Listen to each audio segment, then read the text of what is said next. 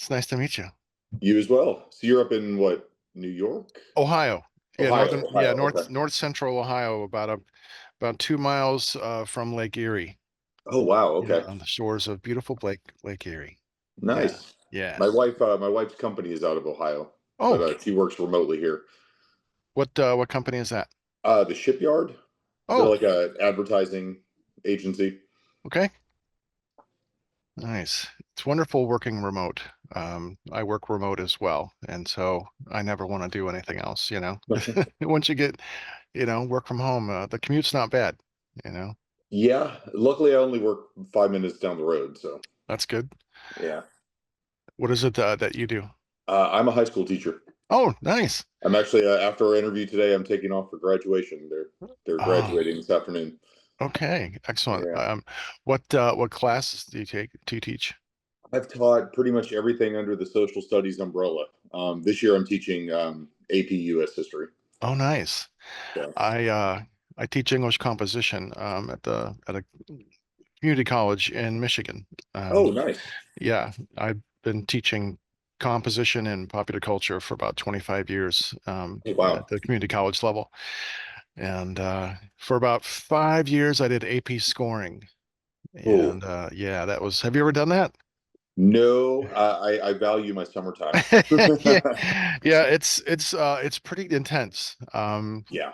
Graded, well, that's not the term they like to use, but graded on average about 1,600, 1,700 papers in a week, you know? Yeah, it's you get you get into this rhythm, Yeah. you turn into a machine, but and you hope to give the kids, the benefit of the doubt. You're trying, Yeah. but I prefer the tests that come in that have, like these kids are just either bored or they're like, look, I'm being forced to write this, so I don't care. So here's a picture of a dick, or Yeah. whatever. Oh, yeah. Gotten some of those. Yeah. Yeah. We've had like money come in, like students will give us $1, like, here, give me a good grade, So we just pull Wow. all that in the table. I know it's like, it's I understand some school districts, not every school district, the students aren't just equally prepared, and um, and you could tell you get runs from a certain school district, and you could tell which ones have had funding and which ones Yep. haven't. Yeah. It's, yeah, We and struggle with the writing. Gen Z is just they the writing is atrocious. yes, it's not good. I think they had a hard time because of the time spent with COVID. Yeah. They lost a lot of fundamental skills and the ability to interact well. Critical thinking and critical reading skills are really low. And then there's also a sense of, why should I have to learn how to research when I can have Yeah. AI do it for me? Yeah. You And it's know? all at their fingertips. Hmm. Yeah, and I'm trying to, as a dinosaur as it sounds, I'm trying to and teach them critical thinking, saying, look, AI can be a great tool. It's in its infancy. The next 5 years we'll see where it goes. It's got to Um, be a tool. It's not a, yes, exactly. It's like a search engine, yeah, it like shouldn't be a crutch. right, for a robust, if you learn how to research, no matter how you get that research, you'll be doing fine. And like, college search engines are really robust and you can find everything. I mean, the world comes to you, and so I'm a big fan of that, but I'm old school. I did like card catalog, Yeah. Yeah. I mean, I physically read like 200 books for my master's thesis because there was no ability to like summarize or get distillation of what the articles or books were about. There was, so yeah, I totally get it. It's a different world. Yeah, I was in college. I went back to college late. I went back in my 20s. And at that time in the early 2000s, you were able to do quite a bit of research online, but it wasn't the everything at your fingertips version of the internet. Hmm. You still had to cross-reference, and it, you had to do your due diligence. Yeah, no, I Yeah. get it. I totally get it. Yeah. I totally understand. just how things have changed. And I love research. I'm a huge fan of research. I mean, you could, once you're an academic, I think that just kind of forever changes who Yeah. you are and how you approach the world. And so I just finished up a couple courses that I was taking. One was a graduate course, like in pedagogies, and which was really great. But I like being on the other side of the desk. And but Yeah. what makes me most excited is just being able to like research on my own. If I'm wanting to look into something, not necessarily for publication, but just to learn. Just Quickly general learn. interest. Yeah, and if you have the time, it's like, well, I have the tools, I have and if I have the time, then that's great. No one's shoving me, a 2 week, here you got to get this paper in. Like, no, no, this is just for me. But That's fun too to just rediscover the joy of learning things just because you're curious, as yes, opposed to like somebody's requiring me to read this book or research this topic, right. but just I'm interested. I want to know more. Yeah, yeah. I had gone back to school and got a graduate certificate in technical writing, and one of the courses was a research course, and I had learned some things about research that I had never learned about, like different methodologies and like one. I mean, I wish I had known about these when I was in college because like God, this would have been so helpful. It was like the standard here: you write a research paper, but no one tells you why you're doing what you're Yeah. doing. And so I wrote the first paper of the kind that I'd ever approached was basically I was trying to find an answer to a question. And my question dealt with language and legalese and jargon because I really hate that. I use plain language in my teaching, and so I was like, my question was, okay, is is jargon used as like some kind of a classist or racist barrier to keep Oh, people out? Like I want to find out if this is what the truth is. So that was my question. So that I had no idea. So I just did research into fields of academics, legal, legal fields, medical fields, and scientific communities. So all these, I got a little bit into the discourse communities, but I found out. Um, that everyone understands the problem with jargon, like, and a lot of people just don't like it. So the legal profession, like even the government, scientific profession and medical profession have all worked to make these bridges to the lay people, like saying, okay, even though they have to use jargon, jargon is a necessary evil because that's what things are called in the legal world. There are certain right. words for these, so they have to be used. But when they communicate with lay people, they use plain language. And everyone was kind of on board with getting rid of jargon, except for, shockingly enough, the academic Yeah. institutions. And they were just Yeah. like, fuck that. It's like, no, we're going to expect our students just to learn how to use jargon and they should just get comfortable with it. I thought, that's kind of not Here's the another approach. layer of expectation that we all agree should probably be jettisoned, but we're going to do it Yeah, anyway. yeah. So my paper was I called it No Smoking Gun, and it was like, I really wanted there to be the evidence that says, people who use jargon and all these institutions are just, trying their best to keep people out. And I didn't find that. And that kind of frustrated me, but I was able to write that in a paper. Like, look, here's my findings. Actually, Yeah. everyone admits the problem.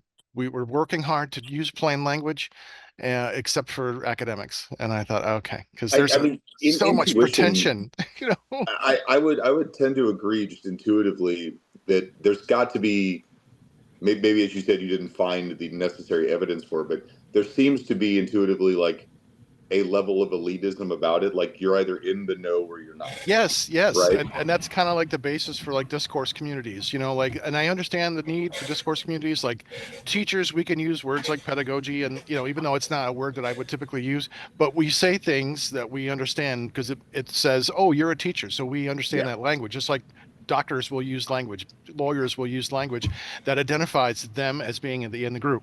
Yep. But I think there is something, and it's probably tied into trying to get tenure or working at a university where publication is important for advancement. There's a desire to have academics write papers that they can coin phrases, academic phrases, so that people can cite them. You Yeah. know, like here's someone. And so I coined a phrase, I mean, completely ironically, like I'm going to talk about the ethical pragmatism of plain language. So I coined Right. ethical pragmatism, you know, like, okay, you bastards, you better cite me if you're going to use this because That's I awesome just, though. It's like you're gonna create a jargon term to describe how you take jargon and turn it into something comprehensible to everyone else. right, right, exactly. Yeah, I know the irony is like layers of it, you know. And so I was really what I was most happy with, not the outcome, but the process. You know, I wasn't expected to know the answer. I was basically saying I looked through I looked through 185 sources and I'm like desperate because that's why I'm like, I should have stopped at 25, but like, no, I want to find this. And I found nothing. I'm like, and I just ran up to to a deadline in time. Like, okay, I can't continue researching this. I see no evidence. I think by now I would have seen something that Right. said, look, we know there's a problem and it's pretentious, but what are we going to do? So anyway, hey, Alex, how's it going, man? Hey, good. All I heard is cultural Marxism over here for about 3 minutes. Yeah, we're talking about the woes of academic elitism and jargon use and things like that. You know, a Oh, lot of believe me, I've seen that myself too. I worked in a research lab at the university when I was in college. It was a sociological research lab. They essentially were given money by the state to prove a certain thing. Statistics didn't show right, so the state gave them 3 million more to extend the study for 3 more years in order to adjust the statistics ah, properly right, so they could get the study where it would go. right. And We're gonna pay for the outcome that we want. at that point, I honestly don't trust any of this stuff. I'm just like, Hmm. okay, this is all just quackery. It's a great way to make money, though. Think about it, sitting on a chair, Yeah, receiving federal grants, state grants. It's beautiful. yeah, I wish I could get in on a higher level on this kind of quackery, but I did not. yeah. When I was studying informatics at that point, so it was different. yeah, there's very little in the way of you know, statistics can be bent to shape to the means of whoever's paying for the study. Yep. You know, yeah, you have to kind of take everything with a little bit of salt, you know. Just don't trust it. But at least I was pleased when I came away from the paper knowing that people were trying to address the problem, you know, understanding that look, it's not the problem with the language, it's the communication. We can't expect people who didn't go to school for 12 years to understand these terms. Like, yeah, I'm not a lawyer, so I have, you know, explain to me these terms. And so most people are trying, and that was I came away being a little hopeful. But anyway, but it is so great to meet you. My co-host had an unfortunate situation; he couldn't be here today, but Uh-oh. we're gonna have a good time. And that's what's important. Hey, good. Thank you for having us, man. Oh, it's I my do pleasure. appreciate it. My And absolute pleasure. you guys started a little early because I was like right on the dot here, Oh, I jumped in even a early. minute, Oh yeah, we were just chatting. I came in about which is 10 good. till. Yeah, no, it's fine. I mean, I'm Gotcha. recording it all. I'll probably edit a lot of this out before, you know, cutting to the final thing. We don't no one wants to hear me talk about jargon, you know. You'd be surprised. You know, metalheads are actually a pretty erudite group. Well, you know, I'm happy with leaving it all in too. You Yeah. know, it's nice. Yeah, we've had some really great interviews and great times with a lot of bands that we've got to meet, and it's kind of when we started the show 3 years ago, you know, we never expected to be interviewing anybody, and we've interviewed a lot of people in the field, a lot of bands, and kind of like surprisingly, and now you know we get support from Metal Blade Records, we get support from Clawhammer PR. They send us music. They said, you know, if you want a band, we'll get you connected. I'm like, yes, that would be Awesome. awesome. You know, Matt Thompson for King Diamond. King Diamond is actually supposed to be on as soon as the new album comes out. We're on his radar, which is great. Carl Sanders from Nile, Eric Wagner from Trouble and Skull. I mean, Jag Panzer, Sorcerer. I mean, just you know, Saxon. We've interviewed a lot of just you know big names, and it's just like it's still it's not lost on us the fact that we get to meet these people, and for the most part, like we stay in relationships with them. We hang, you know, like we have an ongoing relationships with them, which is really kind of awesome. You know, it's really great. Oh, Since you mentioned that you hang out with people, where are you based? I'm in northern Ohio, north Okay. central Ohio, about a half hour west of Cleveland. So yeah, because you guys are in Texas, right? Yes, Yeah. Houston. Oh, okay. I've got some family in the Houston area. And so, yeah, there are one's in the oil industry and the other is an attorney. So, but nice. You gotta come down for Hell's Heroes, man. Do I, some Yeah, the Texas is interviews. great. I keep on see. I have had some friends go down. And the lineups are always amazing. Um, there's a couple really good venues in the Cleveland area that I go to. No Class. Like the last show I was at was Venom Inc. And then We like, just play with them actually Yeah, in we just Houston. played with them in February. oh really? Yeah. Nice. Yeah. Yeah. Well, Tony was on.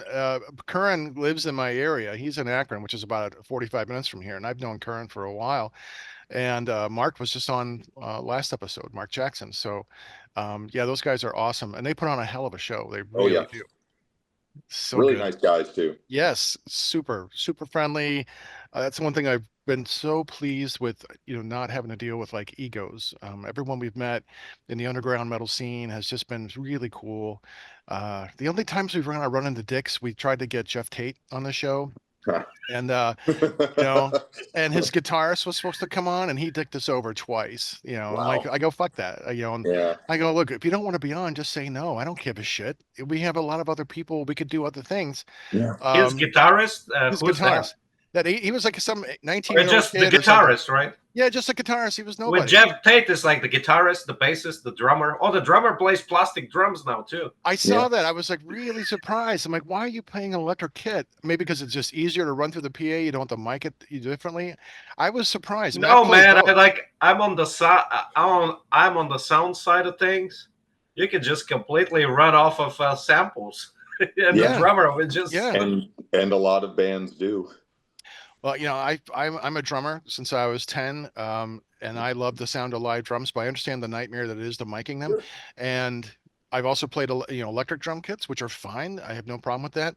And it was surprised, like when I saw a video of Tate on his last tour, and the guy was playing an electric drum kit. I'm like, oh, that it just looks so weird after seeing some of the other, like Scott Rockenfeld's drum kit was so big and impressive, and just I'm used to seeing regular acoustic drum sets, but maybe it's just easier to run it See through the that's a banana rama level of shit right there, man. PA. You know, I like or what was it? Bananarama, you know? Walking like an Egyptian. You know, that's when you see a electric drum kit behind the band. You know, Hmm. it Yeah, like does not belong in metal. Come on, let's be real. right. I mean, I can understand if you want to have some triggers or like the electric drums, you want to add them to an acoustic set or I figured, hey, if Rototoms, if Alex Van Halen can bring back Rototoms, then we can have some like electric drums for just Neil Peart uses electric drums. I'm fine with that because I've seen his full kit with all the bells and the chimes. And if you can trigger those things electronically, I have no problem with Mr. Peart. Uh, I think it also depends on the context of the music being played as well. Like if you're like an industrial band, yeah, okay, it makes sense. Like nobody's gonna balk at that, right? Like, sure. okay, well, duh, you're gonna have some trigger drums, you're gonna have some pads. But if you're playing music that's inherently like this sort of like analogy hard rock heavy metal, like Yeah, it it's just doesn't feel right. right. Just something seems off. No, I get it. And something, when I love acoustic drums. And I love the way they look. I love the way they sound. And I was really stunned to see that he played this electric drum kit. I'm like, wow, okay. Well, good. Hey, good for you, man. But I think the new drummer is playing an acoustic set. I think he's got a new band now with this most recent tour that he's on. So I have no idea. I don't really I think he follow. plays with different dudes depending on where he's playing. Like I think he's got like a European crew when he's over there, and then a Oh, U.S. crew over here. oh, I don't think it's like a consistent group of guys. okay. Well, that's interesting. Huh.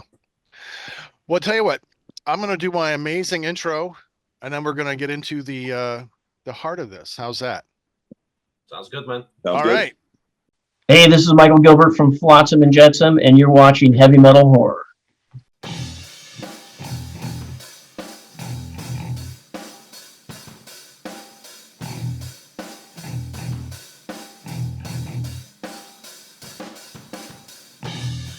I am Montag, master of illusion. What goes up must come down, but not always. And you are watching and listening to Heavy Metal Horror. Oh, kitties. Welcome back. We've got Justin and Alex from Scrollkeeper. Guys, welcome to Heavy Metal Horror. Thanks for having us. It's my Pleasure to be here, man. Yeah, it was really great. I appreciate you reaching out to me and about being on the show, and I thank you for sending your music your way. I like your album. It it reminds me of like, oh, this is the music, the metal music that I grew up with, like the 80s. It's like classic. Now there it is. There it is. It sounds like classic elements of like 80s. There's a little bit of thrash. It's like classic hard rock and metal. I mean, it's like so much of my wheelhouse, and I really like the album. So, all right. Well, let's always like to ask a little bit of background first, and then before we move on to certain things. So, when did you guys first get into metal? Oh, for me, I mean, my dad was a metalhead, so I kind of grew up with it. You know, in the being an '80s kid, and dad was into hard rock and heavy metal, so it's always been around. For me, originally, actually, I'm the first. I'm the first wave of thrash metal, believe it or not. So I'm not that young. Originally, I'm from Bulgaria, Sofia, Eastern Europe, and my dad was mostly like into like the harder stuff that Queen did. Some Foreigner, Deep Purple. So after hearing this, is like, man, somebody's got to be able to do this heavier. And so I just kept on exploring heavier and heavier, and just kind of, I mean, got all the way up to Napalm Death, then just kind of went down and kind of stayed between the traditional metal and, for the most part, trash metal, speed metal, that kind of stuff. And believe it or not, we were actually one of the bands back then that were part of the first wave of Bulgarian trash, which was like 87, something like that. So I guess I could say I've been firsthand into that because the Eastern Bloc was a little behind the times, thanks to repression and all that. So it's like 86, we had bands that were sounded like Deep Purple in Okay. the 70s, just to give you an idea how far behind we were.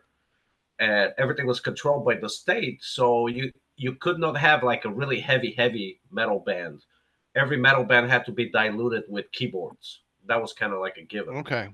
But anyway, I did get into it originally, actually, after I heard Accept, Fast as a Shark, that double bass beat.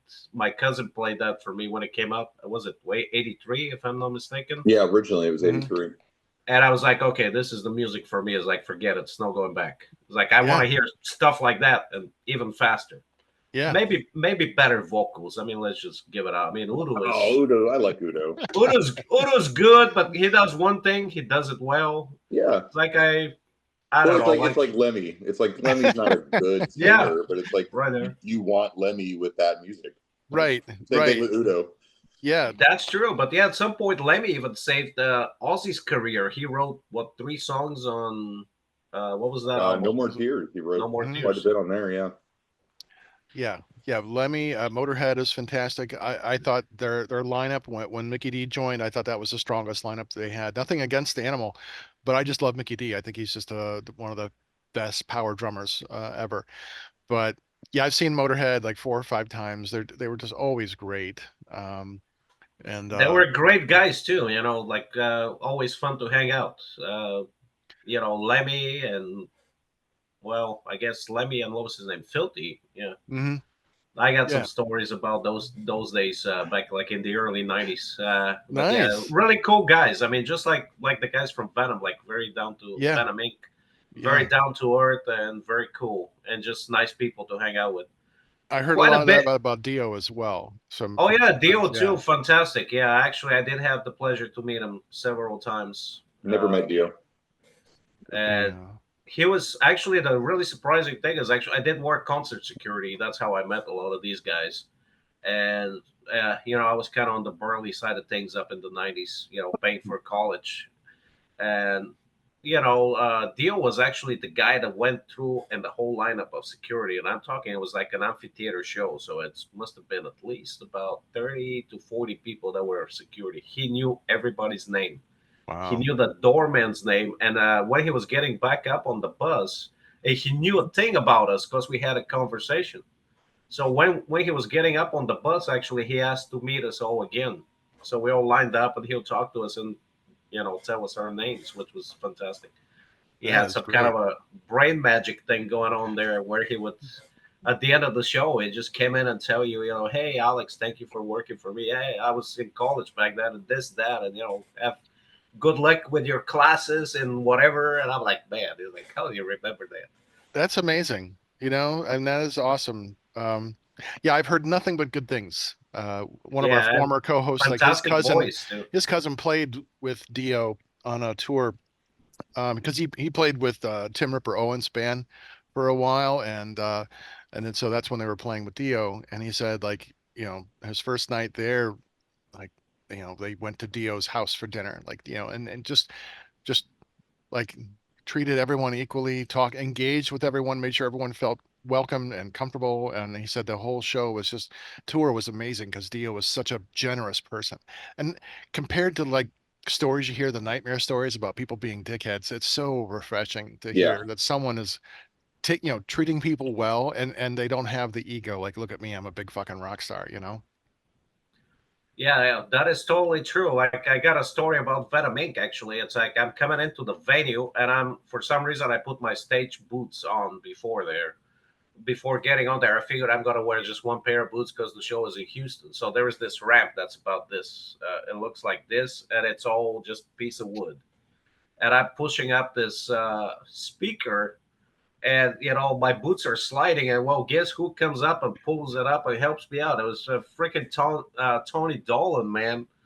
I was like, wow, this guy, just all that rock stardom, it did not go up to his head, just Yeah, his, you see super nice. somebody, you help out, Yeah, Yeah. which is what we all do, which is yeah, great, man. And that He's was my cool. first He hung experience meeting out him. before the show with all of us, having a drink and shooting the shit. yep. Very friendly guy. Super nice guy. When Curran told me that he had gotten the Venom Inc. job because he was playing with them temporarily, and then he's got the full-time gig, I was so happy because Curran's a nice guy, just an amazing guy as well.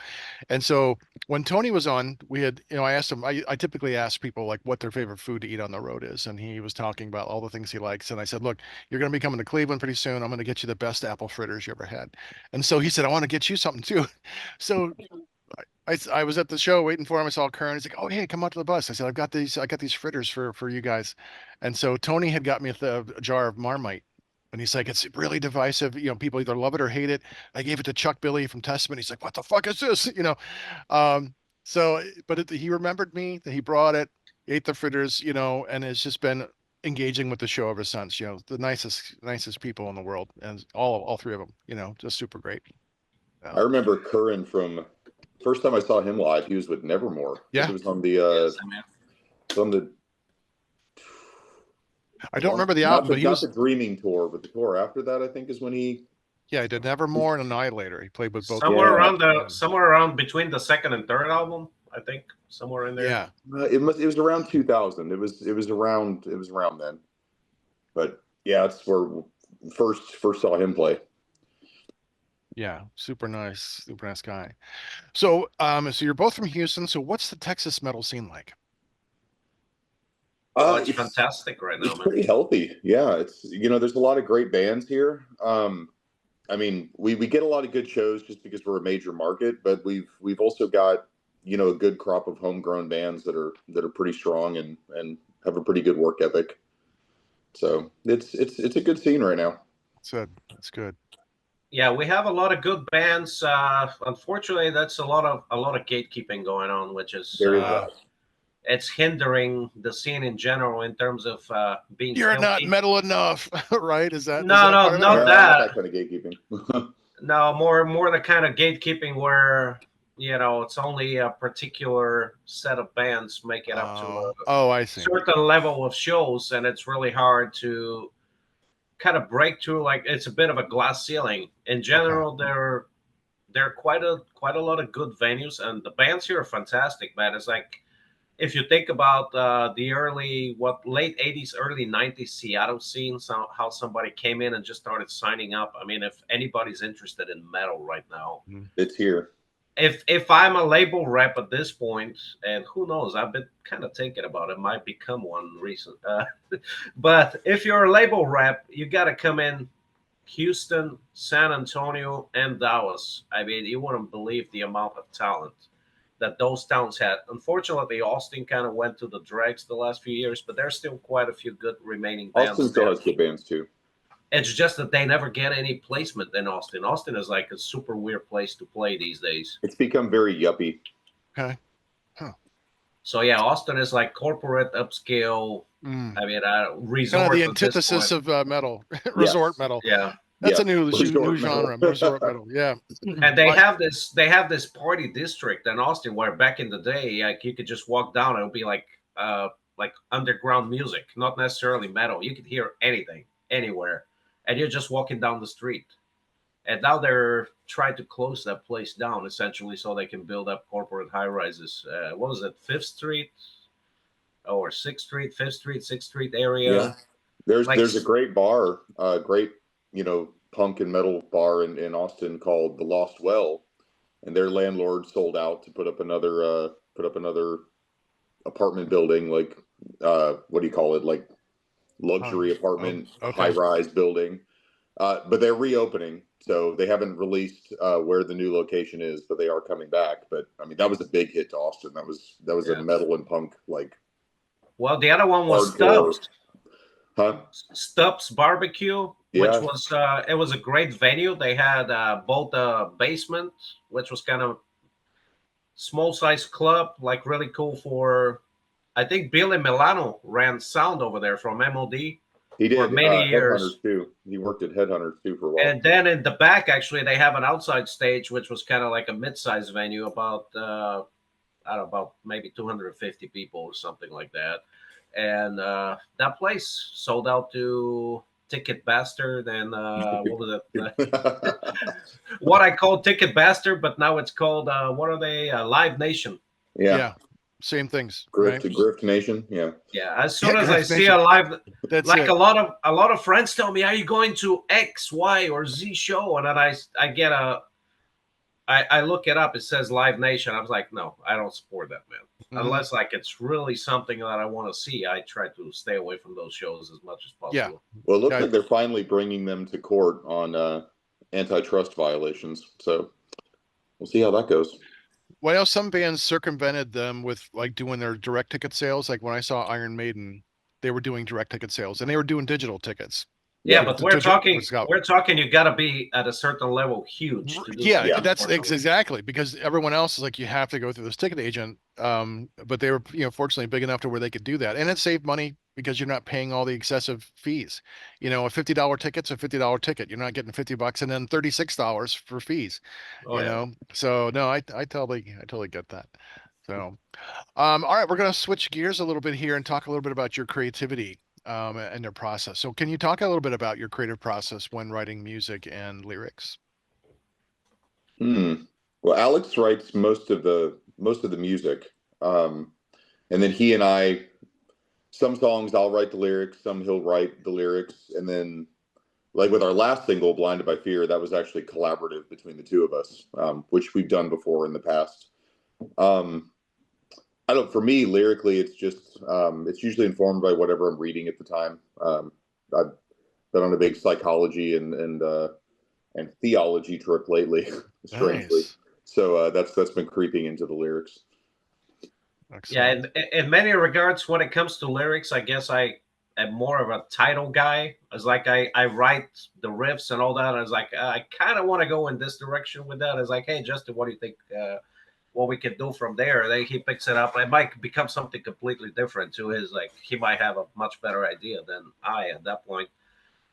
In terms of music, honestly, I don't know. It's like I try to disconnect myself as much as possible lately from any influences, and especially any metal influences. And honestly, I don't listen to music anymore for the most part. It's I feel it's kind of gotten very regurgitative like a lot of things that you hear, it's something that you might have heard in the 80s or the 90s, but back then it was much better. Mhm. A lot of this stuff has come, like, that whole trash metal revival stuff, that whole new wave of traditional heavy metal revival stuff. Mhm. It's like, okay, let's write a tune that sounds kind of like Iron Maiden, but make it just a little simpler, dumber, and bad. That's a lot of bands. Simpler, dumber, and bad. A lot of bands do that. It's like I hear Yeah. that, and that sometimes they're It's like a Xerox copy, right? It's like you've got the original, and then here's the Right. low resolution version of it. Yeah. yeah. Yeah. And there are some bands Although that I'm sure are people still. accuse us of that. So I mean, I'm Yeah. being self-aware here. Like, So we kind of jump around. It's like, in general, my influences are the early trash metal scene, a lot of the early traditional metal, classical music, uh, avant-garde stuff. Sometimes like some weird acid jazz and all these things creep in. Well, not too much, probably a little bit of like flamenco kind of stuff. But in general, it just kind of we comes around and whatever it feels like. we both love Voivod, so Voivod creeps in pretty Yeah. frequently. Michel Yeah. Langevin was on the show, I think last year. Great interview with him. Yeah, I'm a huge Voivod fan as well. Just those elements of science fiction, those interesting time changes. It's like prog, but still metal, and it's Yeah. so different. It's like its own thing, you know. Like angular riffs and Yeah, and it's like stays interesting, but it's not something that's going to push you away. Like King Crimson can be a little like, okay, I like Court of the Crimson King, but then you start the albums after that, like, what the hell, man? What are you guys doing? Yeah, no, I get it. It's a little more inclusive, you Yeah, know? King Crimson is like, hey, let's bring a guitar rig, that will take half a venue and just sit down and look as boring as possible Yeah. while I'm Yeah. playing. I Yeah, was just like, I don't know how people just survive through their shows. I do enjoy the music, but just looking at this on stage is like, okay, right. It's like watching Steely Dan play. I love Steely Dan, but you're not going for the stage show. They're going to stand there and play. Yeah. You're gonna hear like the Eagles.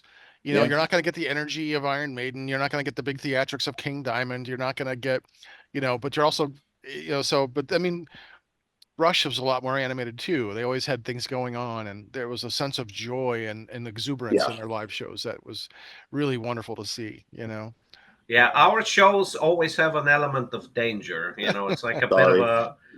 a bit of a like an early, probably Iron Maiden with Paul Diano era kind of stuff, where you just don't know. I mean, it's we don't stay in one place and try to just play the things as good as recorded. No, you gotta make move. it interesting. Gotta move. Gotta Yeah. be scary. You gotta make sure the punchers in the front row, have awareness of where the tip of their nose is at all times. Yes. Nice. Excellent. That's excellent. So let's talk a little bit about touring, and I will ask you guys, like, I don't know the extent of your touring, how you do, but what is your favorite food to eat on the road? If I'm gonna have a cheat meal, I'm a sucker for Mexican food. Now it depends what state are we talking about. This is true. Nice. Asian food as well when we do Louisiana. Yeah, we went to this. We went to this traditional. I guess now it's a wedding venue, but it used to be a plantation at some point. Homa House. Yeah, the Homa House. When we were in Louisiana, man, they had like some amazing stuff. Just French Cajun mix cuisine. I think is probably my favorite. But that kind of goes up there on money. Like if we're talking low end, cheap stuff, I like the boudin, cracklings. I guess I get very redneck sometimes. Crawfish, all that kind of stuff. Yeah, well, you're in the deep South, I mean, you gotta have it. Honestly, I went through all the hoagies, all the pizzas, and all that kind of stuff, and especially go to the north. Like a lot of people will tell you, the most iconic pizza right. is We're this big pizza place or people. that place. Yeah. But honestly, if you've been to Italy, unfortunately I haven't toured Italy, but I've been to Italy, and what passes for pizza here is okay. I'm not saying it's bad, but if you had it over there, it's kind of like, okay. I mean, it's edible. You can eat. Like there is, just like sex, I guess there is no bad pizza. No, there's bad sex. There's bad sex.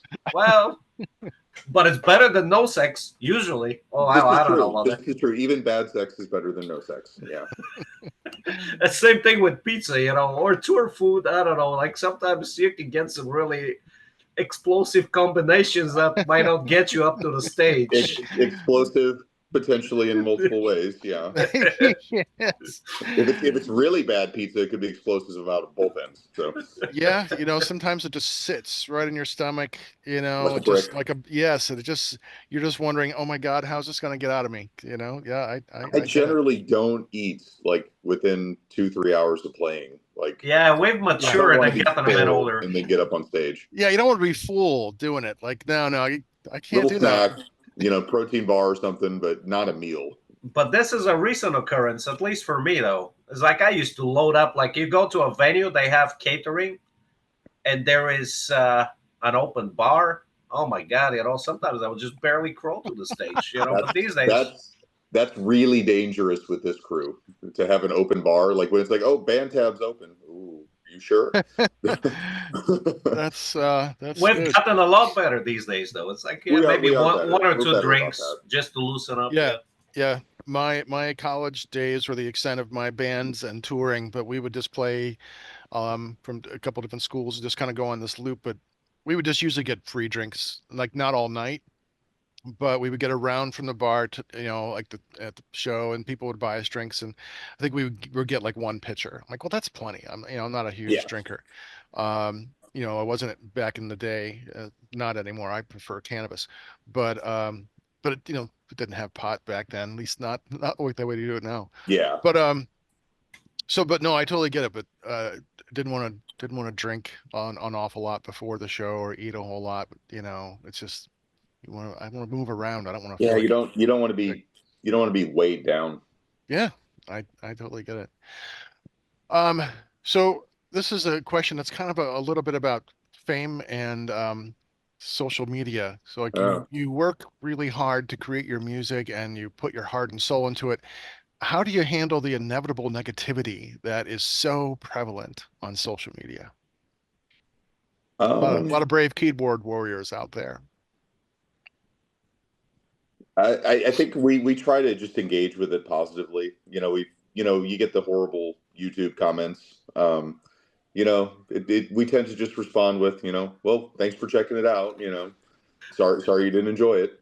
Yeah. Like I'm not going Yeah. to get in a fight with some nameless keyboard warrior or faceless keyboard warrior Yeah. rather on YouTube or Instagram. It's like cool, you didn't like it, but you felt the need to take 5 minutes to let the world know. So we made an impression. Okay. Yeah, they're gonna remember you for Yeah. sure. I'll never forget. There was one guy that commented on YouTube that said, "Your music is riff based, comma it sucks." Wow, I'm nice. like, okay, so should I take that as a bad thing or what? Uh, No, You I don't think like we've memorable gotten. riffs? I'm Hey, sorry. I think we've gotten older at this point, and I honestly, I don't take myself as seriously as I did 10 or 15 years ago. I might get into a fight for something like that. Right now, it just bounces off me. It's like I do whatever I like. Yeah. Honestly, for me, it's like you get a kid somewhere up in, I don't know, Chile, Norway, or whatever, that sends a payment through Bandcamp and pays an extra $25 yeah, for freaking shipment just so he yeah, can get your record. You Yeah. know, Yeah. yeah. I'm worried that about them. to I'm me worried is about the amazing. people that actually value it and will buy the stuff and pay the shipping. It's like those are the people that I want to make sure understand what we're doing and understand that we appreciate them. Yeah. I'm not worried about the troll that's making ugly comments Yeah. because well, you're not buying our shit anyway. You're not Right. supporting us anyway. Like why would I Yep. waste my energy on you? I care about the kid, or let's be honest, a lot of our fan base is middle-aged dudes. Like Hmm. I care about the dude who actually took the time to listen and leave a positive comment or order something. Yeah. I mean, Or I come want out to to make that see guy you, happy. support you, buy your shirt, Yeah, I want buy to your make that guy merch. happy. I'm not Yeah. worried about the trolls. I get it. I totally get it. You can't make anybody happy, right? You can't try. The best you can do Yeah. is if you do your art and you're happy with it and hope that some people like it, that's great. But to Yep. try to chase approval is just a losing game. You're never Yep. gonna, it's just gonna make you into a bad artist, and Yeah. after a while all you're concerned about is appealing to the masses, and sometimes the masses are stupid, it A just lot of times the masses are yeah. stupid. And the thing is, if you're chasing, you're always behind the curve. Yes. Always. Right. So just Right. do your thing. Be yourself. Right. Make yourself happy, and guess Yeah. what? You're going to be happier, and the fans who like your music, you're going to know they like you for who you are, Yeah. and that's just the way to do it. Yeah, I guess Otherwise, in oh no, go ahead, Max. I guess in general, reviews actually hurt a bit more, like official reviews, at least on the bottom line. When you get like a big magazine that says, "Oh, Mm. this completely sucks," but still, any press is better than no press. So, a lot of times lately, I've noticed there are a lot of albums that I like that receive really bad press. Then a lot of stuff that the press tries to push, especially guitar magazines. Man, you wouldn't imagine what crap they're pushing, like Guitarist magazine out of UK. I subscribe to a few of these still. They're Well, I getting, guess the new Elvis Costello record, right? I mean, all kinds of garbage. He's still I don't alive. even know. I don't And, know. and I a never lot of liked his music. I don't get it. I just don't understand yeah, the I appeal. cannot say I I like think it the only one I either. can remember off the top of my head is Radio. Yeah, I don't get it. Elvis Costello, all I remember is the look. I don't Hmm. even like none of the music. Yeah, going Ever for the got Buddy to. Holly look. But You this know, is still cool. He managed to have something iconic. But this is the only thing I've ever. yeah. I'm sure I've heard this stuff. I know he's a Uh, critic's darling, but I don't know one person who likes maybe watching the detectives. Yeah. That's the only song I really know. I mean, I've heard his music, but it doesn't resonate with me. I don't, hey, you like what you like, like, but yeah, I haven't.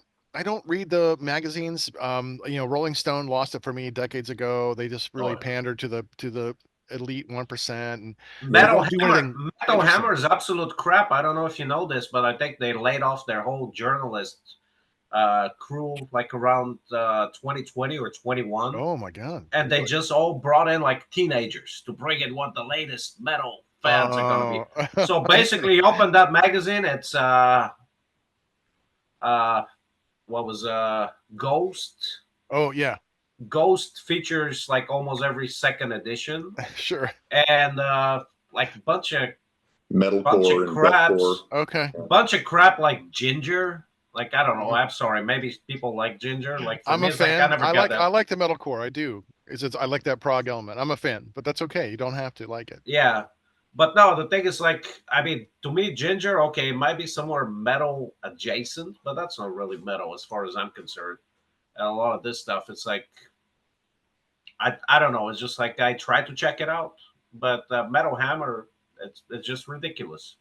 They had their And big hit. I mean, they had a big surge of popularity because of Pisces, but then I mean, I like that song, but I like their other albums as well. Not the newest one. It's growing on me, but uh, King of Everything. I like those earlier songs. It's like the same reasons why I like bands like Opeth. I like the prog elements. I like something that's a little interesting. It's a little different. But there are other bands like Ginger that we've interviewed that are out there. That scene, that sound is out there. It's like you sometimes take like one band to kind of like make it to a certain level where the other bands that were around also can kind of get some of that, caught up in that as well. And that's can be a good thing that other bands can get some exposure. Or they might say, "Oh, you're trying to sound like Ginger." Like Ginger's not the only band that sounds like that. Like Yeah. Arch Enemy with a female singer that does the growl. I mean, again, I'd love that seeing those strong women in those roles. yeah, Uh, it's been 20 years since they've had anything good over there, though. Yeah. That's Arch been Enemy. so Yeah. arch enemy. Like the last 20 years, they just coasted on whatever they created. What their was last album was really good. the first album Yeah. with Angela to me, and that was it. Like I don't Yeah. know. I Like liked their last album. I don't I don't hear remember the anything. name of it. And I tried to get her on the show, but they were too busy. So I'm like, that's cool. I get it. You know. Yeah, Uh for me, that kind of ended with the first album that they released with Angela. They were ever since it's just they've been let's try a riff with an open E for the whole song, and Well, I maybe mean, every once in a while hit a few they songs. found their formula, and they've been very successful with it. And I certainly don't begrudge anybody's success. Get out there, do it. Like, yeah. more power to you. It's just not Yeah. necessarily my thing. Yeah, there's so Yeah, I many don't like it. genres It's of just metal that like, there's the Viking metal and then there's all kinds of other things. And like Ghost, I want to like them so much more than that. Than I have to give them more of an honest listen. I know they've kind of grown a little more like Eurovision from their first album. They've become a lot more commercial pop, Yeah. Their But they first always kind of album were was poppy. good. first album was good, and then they've just gotten poppier since, and like, well, that's probably as they've gotten poppier, their audiences have grown. So it makes good business sense. We're gonna make a Yeah. shit ton of money. They're on tour now. They're coming to Cleveland. Yeah. They're gonna make $1 billion, just like Yeah. Taylor Swift. So good for them. Yeah. But it's not something that I want to go pay money for. I mean, I'd love to have Papa on if he wants to come on. You're welcome to come on the show. Um, just because that'd be really cool to talk with them, but I just don't want to pay money to go see them. You know. Yeah, I mean that's the thing. It's like you can respect something and understand what they're doing, and it doesn't have to be your cup of tea. Yeah. You know? Yeah, nothing It against doesn't it. You mean there's like it, you anything like it, wrong great. with what they're doing. No, It's it's just just not for their me. path, and like Yeah. that's great because there's like 1,000 bands out there, 10,000 Yeah. bands out there, and there's going to be something that you like, something that you don't like, and that's okay. Well, in the greater Yeah. scheme of things, too, it's like there's got to be gateway bands for the younger audience, right? And Sure. so Yeah. if bands like Ghost and bands like Ginger and now everybody's talking about Sleep Token, which I really don't understand, Never heard of it. but if that's drawing some of the younger demographic into heavy music, that's a good thing for all of Yeah. us. Yeah, like Do Kiss I want was to my listen to it? gateway. Not Kiss really, was my but gateway drug, Yeah, Kiss yeah, was, same. when Kiss Alive 2, that era, that was when I kind of got into them, and that was like that led me to bands like Cheap Trick and that guitar heavy poppy stuff, and that wasn't until I heard Peace of Mind. I'm like, wow, oh, and my brain exploded. I'm like, oh, Level Up. yes, and it's never Yeah. looked back since. It's like, okay, I can still appreciate Cheap Trick, sure, but it opened up a whole new world. So every time I hear a new band like Ginger or Opeth or some of the bands we've interviewed, I'm excited because I get to hear something new. Like I'm intrigued. Like, okay, I may not like it, but it may help me see other bands to explore as well. Because if you like this, then there's often suggestions. Oh, if you're a fan of this prog metal, then you might try these 7. And like, well, I will try them all. So I'm happy to listen to anything out At there. least the positive thing is now you can go online and you can listen to anything. This is something Hmm. that when we were young, it was You had to go to the basically store and buy it and take a Right. chance. Take a or the chance. kid or the kid down the block will double tape and give it to you. It's like, man, this is some amazing stuff. Oh, yeah. Check this guy out. Yeah. Yeah. And who made Metallica popular again? Was it Doctor Who? No, The it show? was Stranger Things. Oh yeah, Stranger Things. Oh. Thinks about this, that actually scared me a little bit. Not the fact that Metallica got reinvigorated, but it was actually I started thinking that people don't actively listen to music anymore. Mm. You have to stick it in a TV commercial show or a show commercial. that's a success for the kids to discover this and say, hey, this is good music. Like the kids who discovered Ozzy Osbourne through what's his Post face, the Malone. rapper Post Malone. Right. Oh wow! Yeah, they I kept started comments laughing. like, I'm "Oh, like, I think oh this my Ozzy God. guy has a future in music." It's Yeah, like, oh God, yeah. you I'm think like, oh you think he's wow. got a future in music? Wow. Yeah. I mean, it's just the ignorance of youth, and that's fine because Actually, we all ironically, he probably doesn't have much of a future. No, He's just a long- he's not doing well. Yeah, they got Yeah. that one show coming up, and Did I'll not be. mean that to be like, Yeah. no, it's just, but realistically, like, I think this is going to be his last concert with Nah, Scott. we He's know only Sharon singing will in a create. limited capacity in a chair. We Yeah. know Sharon is going to create a hologram after he passes Oh, and God. tour Yeah. that. I mean, Yeah, since Kiss did it, he can do it next, right? Will the she's hologram going to throw milk that eggs? poor guy. What? I'm sorry. I was referencing the whole throwing eggs at Iron Maiden thing that Sharon orchestrated. I was wondering if the Ozzy hologram will throw eggs. Well, Ozzy didn't throw eggs. It was the His fact that back actually. and, yeah. The The fans, right? fact that actually it was Sharon just brought in a bunch of cronies to throw eggs at Maiden because Maiden were more successful than Ozzy. And think about it. I mean, Maiden have a guy that actually has a pulse up there, knows who he is, and he can sing. And he can move They're around just like different crazy. bands. I mean, Sharon Osbourne should not feel the need to prove anything that what her husband has done in the history of music. It's Yeah. like Ozzy Osbourne did his own thing. Black Sabbath was another thing. Iron Maiden's its own thing. I see no reason to feel threatened or competitive. Like, And they're 10 years apart. Yeah. Yes, exactly.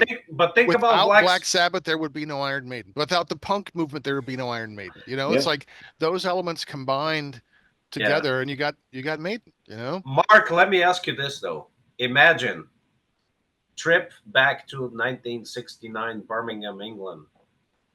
A heavy band called Black Sabbath, starts this riff-based heavy rock, right? If Tony Iommi did not choose to play with Ozzy and chose to play with another singer instead, it probably would have been successful. But if would have it been successful for Ozzy if he was in another band? Now this is the Mhm. big question. Yeah, it's hard What to I'm say because what he I'm has such trying an to say is unorthodox singing style. It's w- those elements all work together, like for whatever you want to call it, kismet, fate, luck. I It's that don't know if particular Ozzy. stew of Yeah, elements. yeah, and I don't know if Ozzy would have done anything in another type of band because he's not a good singer. I mean, he's not. exactly, yeah. That's what I'm saying. That probably without Sabbath there would have been no Ozzy. Could be. The Yeah, other way around, I could see that. Both Tony Iommi and Bill Ward, I could see him. Somewhere yeah, else. They probably would have been with. I mean, there would have been tons of successful other singers yeah. that could have been with him, Oh, nice. as proven by the deal, right, Eric Mhm. later. But I cannot see Ozzy by himself, being in another band with like some. Imagine back then what was going on, like just a bunch of hippie shit. Yeah, Uh, just a bunch of happy hippie shit, and then there was Deep Purple, and Yeah. then it was Black right, Sabbath, right. Yeah, and it was But even in that milieu, I mean, if you look at Deep Purple and you look at bands of that ilk, it's like those were all phenomenal singers. hmm yeah, You know, yeah, so even in that heavy rock British yeah, milieu, he was still abnormal at that time. yeah, yeah. So it's still on paper you wouldn't think it would work. Kind of like Geddy Lee. Those first couple albums, his voice is so screechy and high, Yeah. but oh that's yeah, really sets that apart. And his voice has mellowed over the years, but that's what really sets those early albums. You hear that anguish when he's singing in 2112. You hear that Yeah. that coming out through him, and I think that's what I love so much about that. His voice is still passionate, even though it's very unorthodox. It's very passionate. You know. and it's one of the reasons why I don't listen daily to, unfortunately, to Rush. I listen to a lot of stuff for the musicianship, but yeah, the voice is not something. But I think a lot of people in metal don't listen for the. They listen for the aggression in the voice, Yeah. but that's probably one of the genres that's most forgiving to singers, if you think about it. Yes, there. I mean, that again, that's depending on the type of metal you're looking for. What like when I want to hear band that does clean vocals, or you can have a great, powerful like Dio is the biggest powerful voice in metal, and he controlled it with the clean, with a little bit of a growl. Yeah. It's just so that Jeff Tate the same way for Queensryche. So very big, powerful vocals, and that to me, that just makes it better. I don't have to have death metal growls to make it good, good metal. I'm fine with just someone who could sing well, and although with Ozzy or Black Sabbath, it just fits that kind of that nasally, whiny kind of off bit because it's not always on key. No. I think it just fits. Whatever the Yeah, magic yeah. the magic formula, it works Right together. place at the right time. Yeah, it's Yeah. very Yeah, important. yeah. Why Well, not? and he had a weird way of just kind of, especially in the early Sabbath albums, like the vocal lines were just mirroring the main guitar riff. Hmm. Like there's no variations. Like he's just on with the main riff. Yeah. So it's an iconic thing, and yeah, I think it was just a right place, right time, right Hmm. combination of factors, and Hear the it notes to clicked. sing it this way. I'm sure maybe that's how it evolved. Yeah. I don't know. I don't know. Well, wasn't it Bill Ward that wrote? No, I'm sorry, Geezer Butler actually Geezer wrote wrote most most of of the the lyrics. lyrics. Hmm. So yeah, Yeah. Ozzy was. I mean, at least the way I see it now, in retrospect, from now, is like Ozzy was just a good-looking frontman Well, he did that write Black that was Sabbath. interesting. He did. He did write that, but I'm not sure how much else he contributed in those earlier albums. Yeah, and by the time you got to like Never Say Die, they had fallen apart. As a band, they had just kind of did their thing, and they weren't the same band anymore. They Yeah. did too Well, much even with his cocaine. solo stuff, it's mostly outside writers. Like Yeah. he doesn't really write anything. Yeah. In many ways, we got lucky because if they didn't split, you know, we would have probably never heard at that level Jakey Lee or Randy Randy Rhoads. Rhoads. You're right. Yeah. Randy Rhoads, you know, especially mind blowing stuff.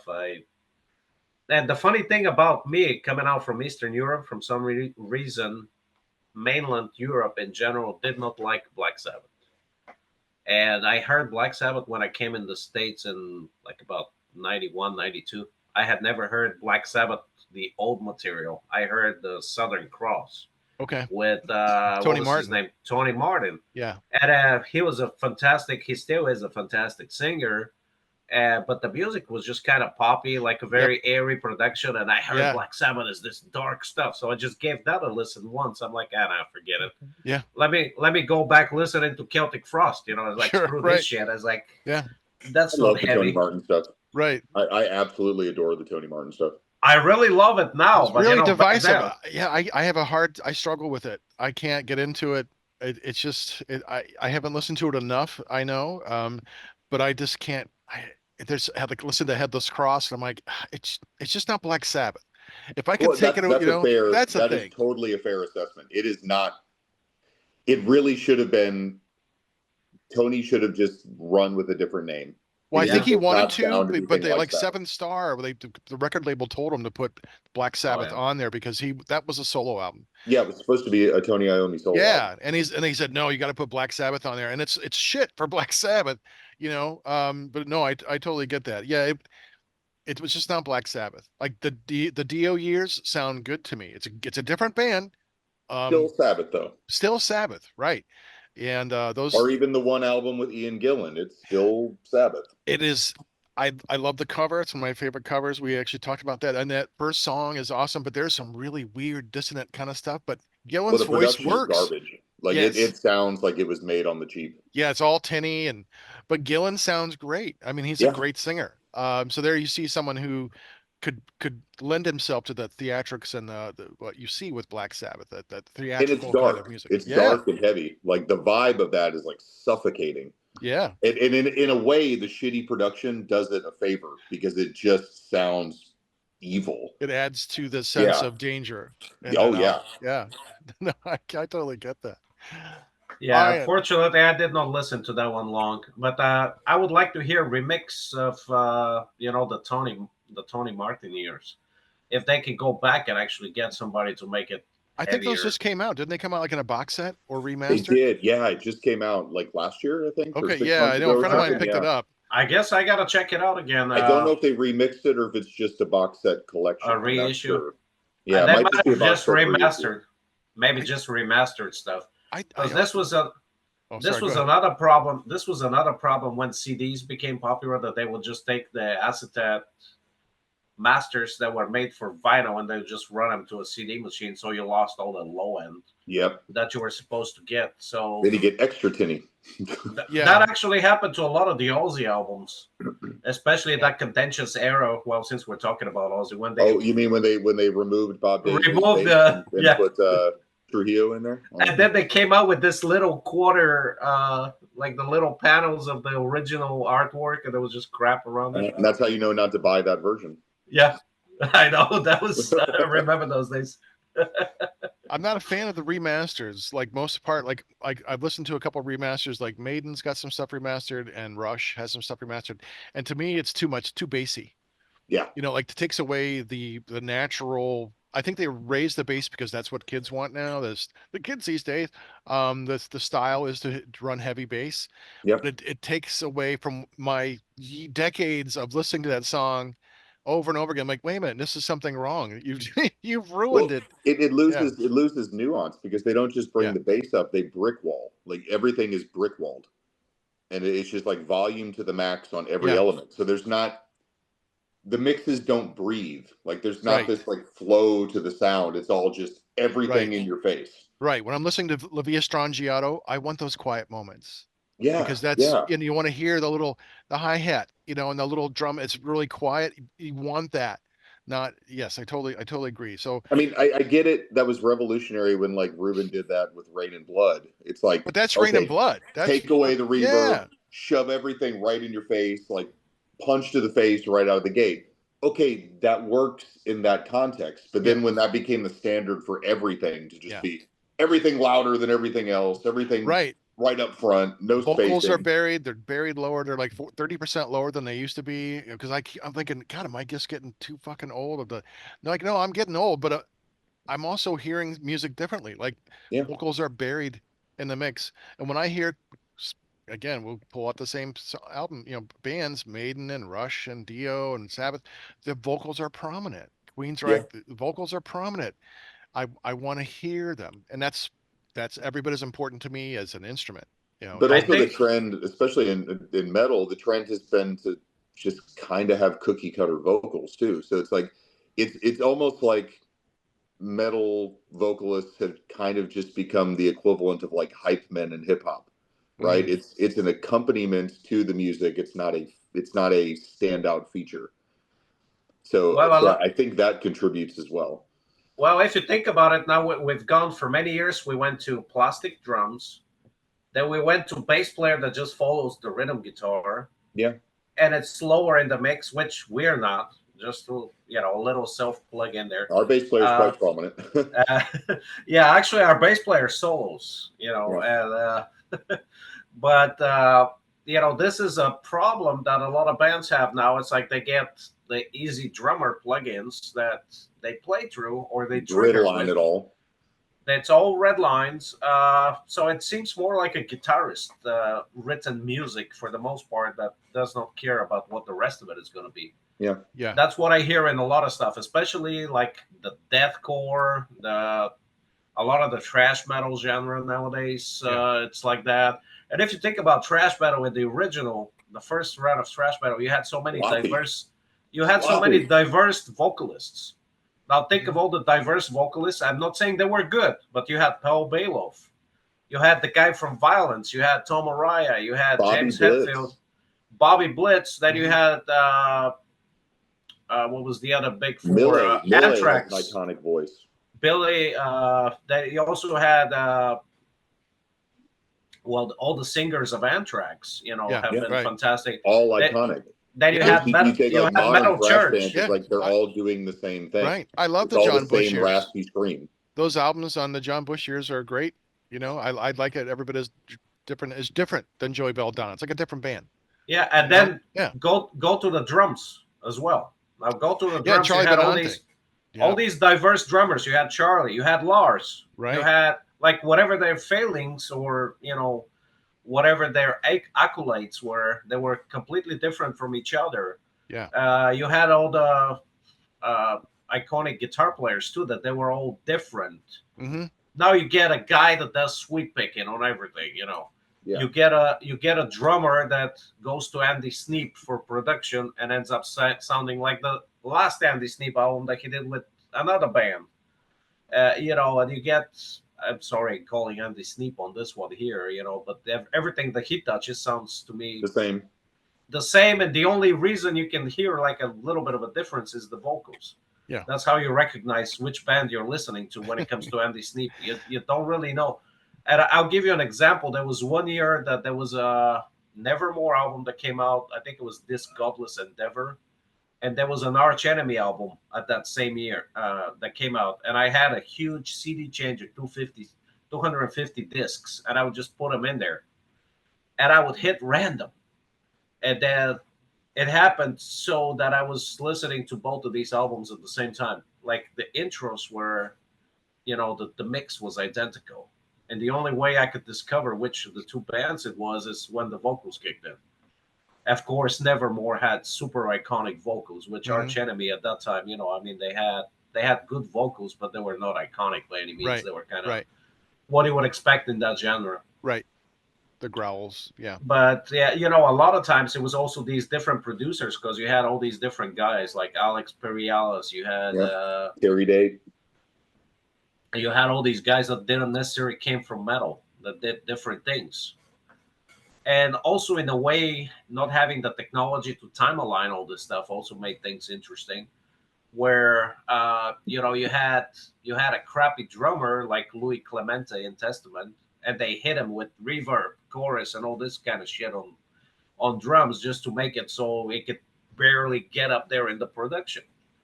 And you sound like you don't agree with me on that one, but No, anyway. I'm just laughing, taking it in. Like, I'm just like, yeah, But I'm thinking, going back to my Testament catalog, thinking, okay, where am I hearing, playing this music back in my head? Like, well, okay, maybe he wasn't crappy. He was a little more of a straight rock guy that they Yeah, forced to make a thrash do drummer. with and have him do double bass, which he wasn't very good at. So they just buried that in the mix.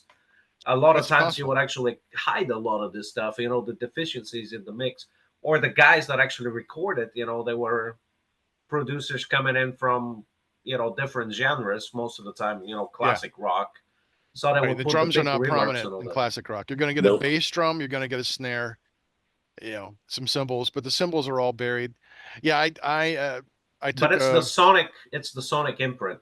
yeah, That's what I think. I gotta hear a really well balanced music scape. I remember taking a class when I was an undergrad, recording techniques, and I've never listened to music the same way.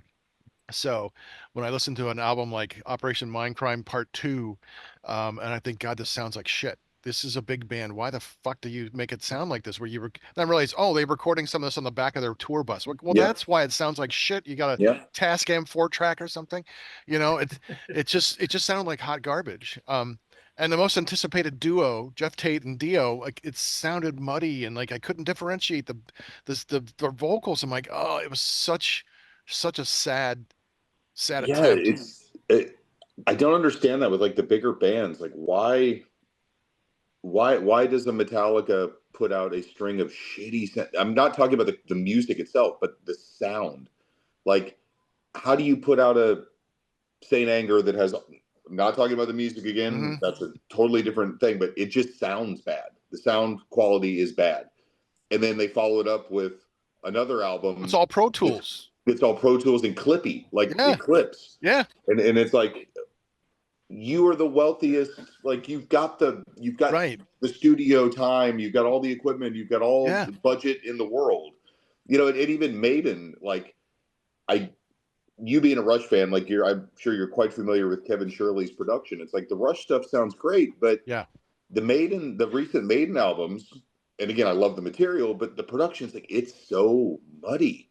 Yes. Like, I don't know why why. would a Maiden album, as big as they are, Yes. with all of the resources available to them, why would you put out a string of muddy sounding gray albums? Right. You don't want that. The album that Yeah, it's not a good album, but the X Factor has one of the best production values, I actually like that soundscapes. album, but Well, it was hard to see Bruce go, but but the this is true. sound of Yeah, that album is great. And yeah, that's Steve Harris's home studio. I'm yeah, thinking, never leave that studio. Record every album there. But yeah, it could be the producers. It could be, as technology comes in. But I agree. There's a sense of muddiness and flatness in modern music, but it's probably just that's because the way things are done. We have it's all electronic now. It's all yeah. digital now, and I like the warmth of a analog recording. Give me a real Oh yeah. microphone. Give me some real tape. you know, Oh But yeah, yeah. and that's you can even make digital sound wonderful. I think yeah, it's less. I think it's less that it's not analog, and I think it's more just the loudness wars, the pushing everything up front. yeah, The music not breathing. I think it's more modern production value as yeah. opposed to modern This production is what we want, tools. and we're gonna force everything through the sieve, and it's all gonna sound like the same garbage. Yes. Yeah, Yeah. A lot of Sausage down the conveyor belt. yeah. That's unfortunate. So I think it was a website called Metal Sucks or something like that when they had like a famous producer. I don't remember his name, but he would listen to band demos. He would listen to band demos and he would pick things apart, and they would actually play the song that was submitted, which was very interesting. So out of everything that I listened to, there weren't that many, but I listened to like say 5 of his reviews. And one band that got completely butchered was a band that basically recorded like in the old days live in a studio, not to a click track or anything. And they got butchered. They're like, your vocals need to be tuned, your drums need to be time aligned. And this guy would even give in what kind of plugins to use on that. And it was a big name producer. I think it was somebody that worked with like Rob Zombie or something like that. I don't remember the name anymore. and it's not essential. But this guy was basically telling everybody to go in, get grid aligned, lose whatever humanity they had in Yeah. that product, and then push this out. I want that Uh, breathing because I know even though the Maiden albums, the sound quality hasn't been there, the production, it's because they're not that playing live, bad. they're recording live together. Uh huh. They're Yeah. and that's what I love about it. They said they record like 5 or 6 versions of the song and they take the best. Great, I like, don't. I don't think. They're as bad as you guys well, they're mentioned not them. I mean, terrible, but sure. I understand what Justin's saying about But the you audience you as go a you go business. back to my namesake Alexander the Great, Iron Maiden. Now looking at that production, Hmm. it's like, wow, why can't they do that again? Yeah, I like And Seventh Son. I like Peace of Mind. I love the sound of that. It's an austere kind of dry sound. It's not Yeah. overly complicated, and maybe because their musical styles have changed as well. They've gotten more proggy, they gotten a little more experimental. And that could be and you have a third guitarist now, so you're also playing with that dynamic. But I what mean, about the Bruce solo albums, though? those were Especially great. I the Hey, love chemical wedding. The Chemical Wedding production was of that great. is. Accident at Birth, Skunk Works. I saw him several times on when he was solo, and just I love the sound. I think the guitarist was it Roy Z. Roy Z. I think he also has a big hand in the production. So Oh yeah. it's a great big sounding albums. Those are all awesome. Yeah, really good. But yeah, talking back to iconic albums for us, once they change at the remaster, I think the main issue is that you're used to that sonic imprint and you've Yeah. lived with it for 20 or more years, Yes. and then suddenly it changes. I don't know if you remember the experiment that Twisted Sister did with Stay Hungry. They never Mm. liked the original production on that album, which I think the production is amazing. Yeah, I don't have The an issue with that. the guitars were kind of dryish though, Yeah. like Yeah. they're very dry, they're very close. If you think about Judas Priest, like early Judas Priest Yeah. productions, Right. Peace of uh Mind, same way. That real crunchy, dry, Yeah. like distortion. especially what was it, Dreamer Deceiver, if you think Hmm. about that production, Yeah. that definitely was not recorded as a metal record. Like the guitars are basically all Yeah. crunch, like Yeah. Yeah, very you, thin. Very Yeah. thin. Yeah. you don't get that sound from a metal record now. So what Twisted Sister did is they took the album Stay Hungry and they redid it, and the way they re-recorded the way they wanted it to sound, and Okay. it was not good. Like I heard those songs, it's like I couldn't live with them. Yeah. So I just went back to my old copy. I get it. I have some remasters that I came across from bands I like, and I like, oh, okay, I'll give it a listen to. And I'm like, I can't, I won't. I will just go out and buy a 15-year-old CD if it meant that I have Yeah. an unremastered. Like, no, I want to hear it the way I want to hear it. Like how I'm But used to hearing it. It's exactly right, Alex. It just Well, I the got Flotsam and I got Jetsam did the same thing. They went and re-recorded "No Place for oh Disgrace." oh that's awful. It's not good. And But they Exodus didn't did the up same the thing. They game. re-recorded "Bonded by Blood." It's That not was good. that wasn't bad. Bonded, I could live with Bonded. Again, But it removed, like, when they went in and they made sure that it was like tight, and the beauty of Bonded by Blood is it sounds like it's coming off its wheels. Like it sounds like the whole yeah. thing is going to fall apart at any moment.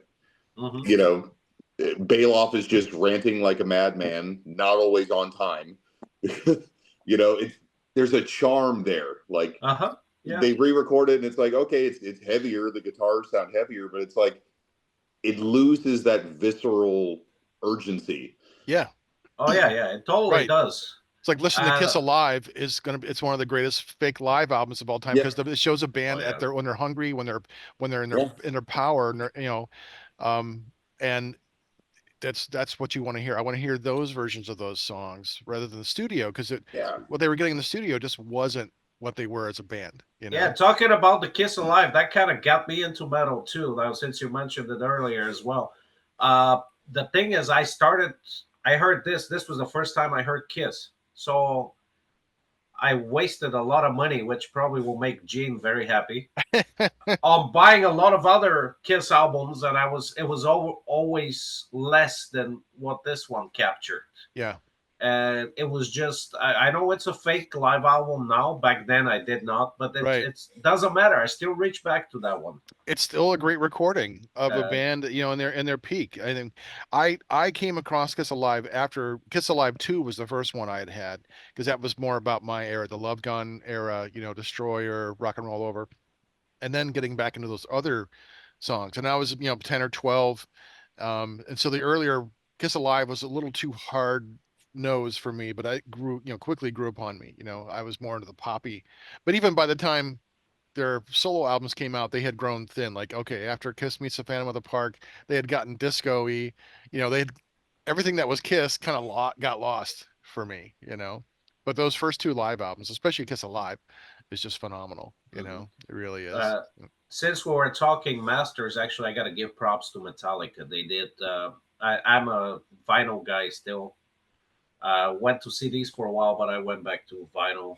The last, I don't know, at least 15 years, I've been back to vinyl, which is now so expensive. I don't buy as much as I want to. But the Metallica remasters, which I have to say were a gift. I did not spend the money, but it was a huge improvement. You can hear things that you didn't hear in the original, and they sound the same. That's the funny thing. You let it go through, they sound the same, but you put in headphones, and there are things that Cliff does that you didn't hear in the original that are now coming out through a lot better. So you Mhm. find like little snippets on the bass performance that are lifted. And the album, like if you put it in home on a big stereo, you're not gonna hear it, honestly.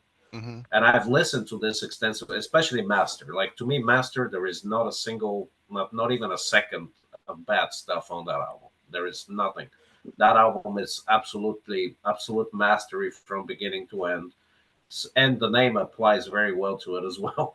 But I don't think Metallica ever reached or will ever reach this. This is like an absolute masterpiece, just like with Slayer, Rain in Blood, which Mhm. it's in a different direction. But I mean, that album, like I put it in, I listened to it so many years for Mhm. so many hours that I didn't hear this, and now I'm hearing this, and my hearing is not as good now as it used to be. But I'm hearing these new extra little tidbits in the arrangement that did not come out as well, like little overdubs maybe in places that you don't remember being there Little in the original mix. little ear candy snippets. Yeah, Mhm. yeah, very. In general, if you blast it on a system, it sounds exactly the same. So they managed to do a great tribute to Cliff on that one, in my opinion. Nice. And the next album, I don't want to even talk about it now. That was Justice for All. That was a nightmare. But I think we're so married to the production now that if we were to hear that album with bass, it's gonna sound It wrong. would sound odd. Yeah, I'd like to Yeah, hear it one time, but I'd be like, ooh, yeah, just because that's what I. But I remember the first time I listened to it, I'm like, where's the bass? It gets bassy, but I don't hear any Uh-huh. bass. You know? yeah. Yeah. No, I get it. I get it. All right, gentlemen, we're gonna switch gears here. I'm gonna get into some hypothetical situations. Uh oh. Okay. All right.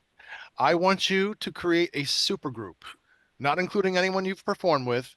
Which three or four musicians, past or present, would you want to play with? Ooh. Hmm. Should I go first, Justin? While you think about it. Yeah, yeah. All right. I'm at a loss. Yeah, you go ahead. Okay, for me, it would be Dave Lombardo on drums for sure. On the other guitar would be Bobby Gustafson from Overkill. Uh, vocals is maybe a little tougher. I'm not sure in terms of vocals who I would pick at this point. It would depend, I guess, if it's going. Oh well, we actually have played with Hammerfall, so I don't know if A I couple can of times. go. Yeah. Or I would say late '80s Michael Kiske from Halloween. Okay. So who are we missing? We're missing a bass player, right? At this point, Yeah. I guess Steve DiGiorgio. I think he'll be okay. I think I can live with Steve DiGiorgio on bass. You can live with And Steve. I can live with Steve, or I could take Jaco Pastorius, or I might have two bass players. How about that? There you go. Why not? Although Geddy Lee is also very, very cool up there. I might get him We in just there. cancel the guitar players and just go all bass. Like you could do sing Big Bottom, you know? There That's is fun too. Yeah. our buddy, Marcus. our buddy, Tommy Stewart does that. He's got a bass only band. Nice. Yeah. Yeah. Marcus Grosskopf. I don't know if you heard of him, but he had a band that was all bass. He did like an album. The bass player for Halloween. Okay. He did an album. I think it's called Bass Beaters International or something like that. I have to look it up, but go Nice. ahead with Justin. I'll find out what that album is called. I want to plug it because it's actually amazing. Oh, let's do a little keyboards. Derek Sherinian. I'll have him come in on a song or two. There you go. Then we'll just hide him for the rest of it. All right. All right. How about your band, Justin? I'll flip the script and not put together a lineup. I will just say, if I could have my druthers and have that experience, I just want to push John Bush to the side for a day and sing for Armored Saint. All right. Nice. Excellent. Okay, if you could cover an entire album and play it live, which album would it be? Wow. Taking over Overkill. Nice. Yeah, I think it will be. Honestly, I don't know if I'll be that interested in doing a whole album by somebody. But I guess like one of the early Maidens with Paul Diano wouldn't be a bad idea. Just going over something like that. Yeah, there's a lot of energy in those albums. I like those albums. It's a I did find out vastly different what. band. Let me plug in this Bass Invaders. That's the name Bass of the band. Invaded. Nice. Marcus Grosskopf. It's all bass guitar. Tracks written only with bass, drums, and vocals for the most part. And it's an amazing album. I think more people should check it out. Bass Invaders. That's sweet. No guitars were hurt in the production. Only guitarists were hurting sitting on the side. It's like, man, I really want to rip one on that one. But it's a fantastic album. Nice. Well, I like the name. Brings me back to my old arcade game days. But speaking of aliens, this next hypothetical, an alien shows up and asks you to represent metal in 3 songs. What would those songs be and why?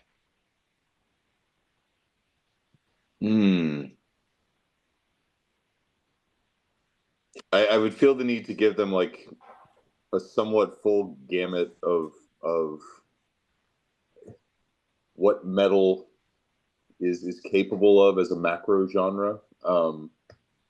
You got to give them something classic. I'd probably give them Priest's Hellbent for Leather to kind of give them that blueprint metal style and ethos. Then give them something a little edgier, maybe Chapel of Ghouls by Morbid Angel. Nice. And then, something more modern that's cool. I don't know, probably give them some Gojira or something. Yeah. Just the touch of where metal is in the 2010s and later. Yeah, nice. That's a complicated question, really. You can argue that Black Sabbath is the beginning of end of metal. Because if you listen to pretty much anything that's done after, it's Black Sabbath either faster or slower. So you could just give them the Black Sabbath first 3 albums. There you go. That'll be one choice. The other choice will be I'll give them like a Vivian era deal. Probably the first album with Vivian. That'll be number 1. Number 2, I'll give them Circle of the Tyrants by Celtic Frost. And number 3, I don't know, something like extremely, or like maybe one of the Demo Borgir albums or something like that. Well, although Celtic Frost in a way kind of represents that. Honestly, I don't know. Maybe like a Nevermore album. Let's say that. Nevermore, like some of the best Nevermore albums, I would say Dreaming Neon Black 1, Dio, first album with Campbell, number 2, and number 3, Celtic Frost to Megatherion. You wouldn't give him Huey Lewis? Hey man, Sports is an iconic album. It's the best album to like splatter brains across your couch to. It's hip to be square. Jethro Tull won metal category as well. So That's They right. did. That's Hey, right. hey, flutes are made of metal sometimes. That's right. That's right. Well, we are heavy metal horror, so I'm going to switch gears Ah, to the genre of horror. Are either of you guys horror fans? And if so, what are some of your favorite horror movies? I'm not big into a lot of the modern like kind of gore centric horror. I like the more psychological stuff.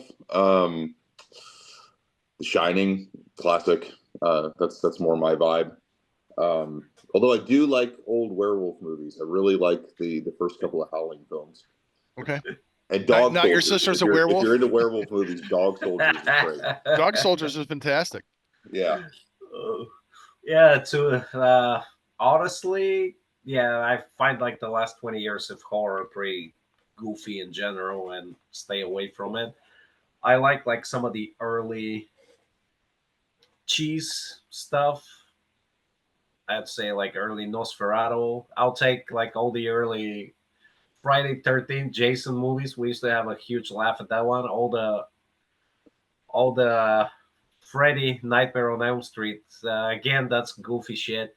To me, one movie that really kind of stood out that I've watched, I guess it's somewhat more recent. It's called The Grudge, which is a Japanese, wasn't it? Japanese film. Like that one really scared the shit out of me, and I feel like a lot of this horror stuff nowadays it's does not scare me at all. It's like I don't care about it.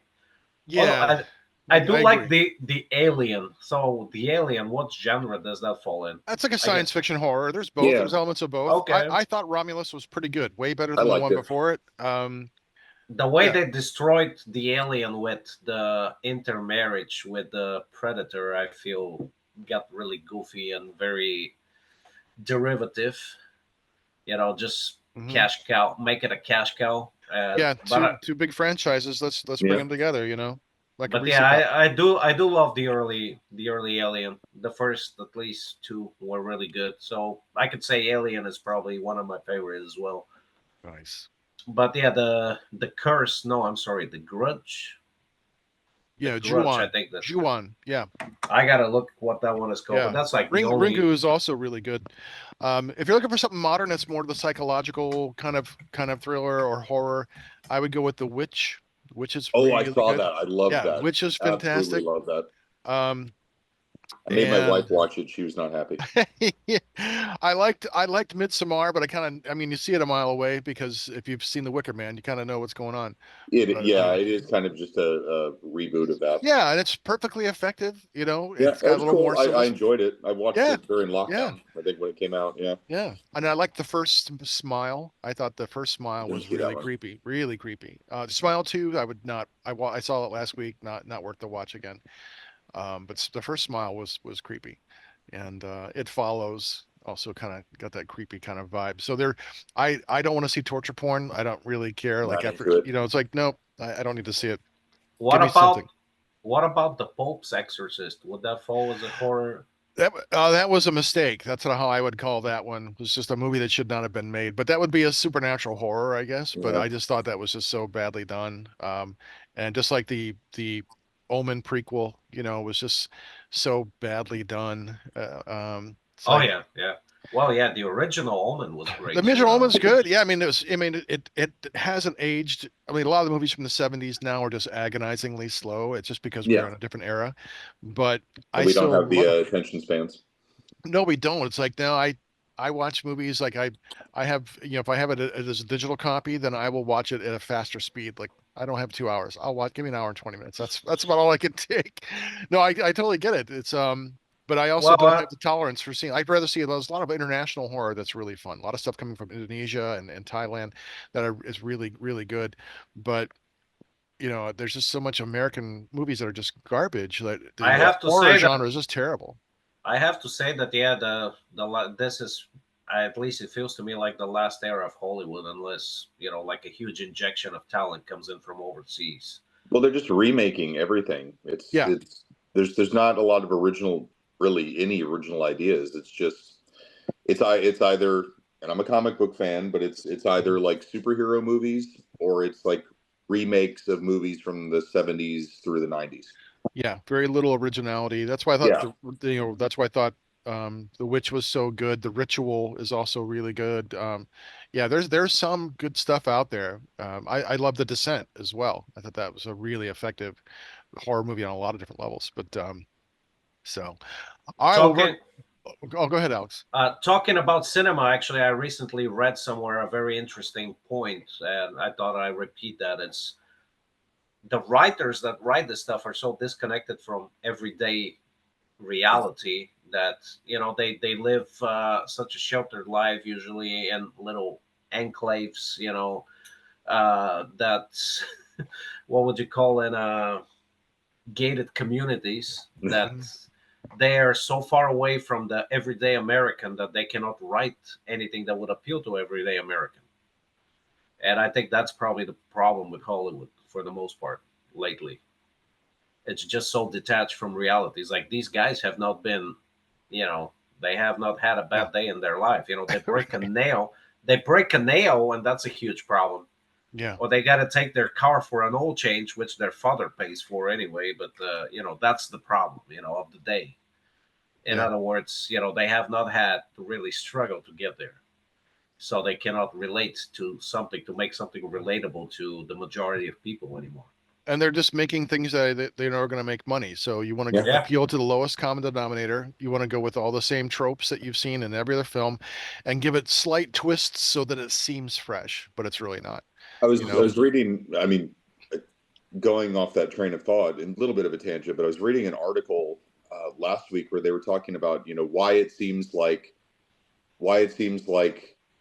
culture has kind of hit a pause, and they were talking about how really it's like the 90s never ended, like 1999 never Mm, ended, they were arguing that like low culture has just become so pervasive that that's just the norm, and we've never really moved on from like reality TV, you know shock TV kind of stuff, and culture has kind of just stagnated into this like low culture, like you said, lowest common denominator appeal, and we're just stuck there.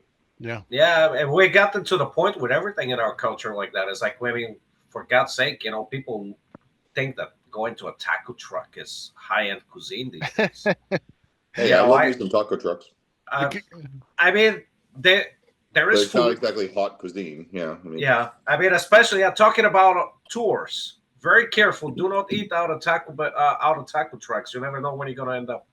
Especially guilty. the Mexican food. Guilty. I did that at Harlingen. I did that when playing Harlingen, and the tacos were good. I did not get any explosions. Most of the time, I have to say it's safe. It's not as bad as it used to be, but I'll never forget an experience. Yeah, it was like one of these places. You just never know what you're gonna end up with. Sometimes you might have to eat stuff that comes out of a grocery store. That's not as appealing. But you got to be careful when you're out there. Or just even a McDonald's. I mean, it's a safe bet. They might be crap, but it's the same crap all over. Right. Right. I get it.